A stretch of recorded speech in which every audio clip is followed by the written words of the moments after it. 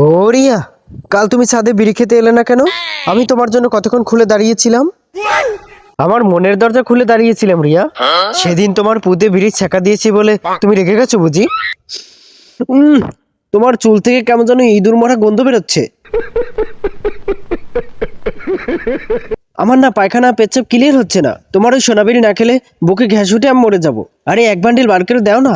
এত লজ্জা কিসের? হ্যাঁ, আমি জানি তুমি কোথায় বিড়ি লুকিয়ে রাখো, এক্ষুনি বার করে দিচ্ছি।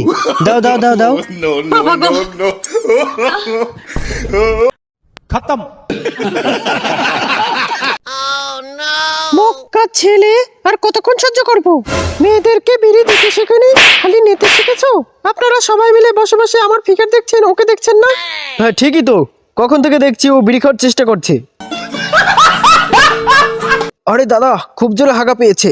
হ্যাঁ, আমায় বলছিস কেন? তোর সাথে থাকতে যাবো নাকি? খাবার সময় উল্টোপাল্টা কথা বলিস। আরে দাদা, আমি চিনি না কোথায় পায়খানা। চালা, আগে বলবি তো। দেখ, আমি একটা ব্যবসা শুরু করেছি, আমার পায়খানা হাঁক গেলে 10টা টাকা দিতে হবে।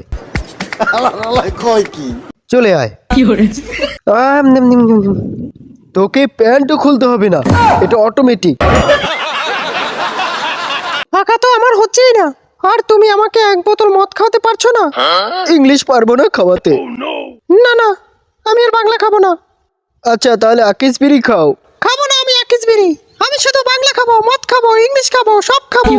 আরে না না না, কাঁদে না আমার সোনা বাবু।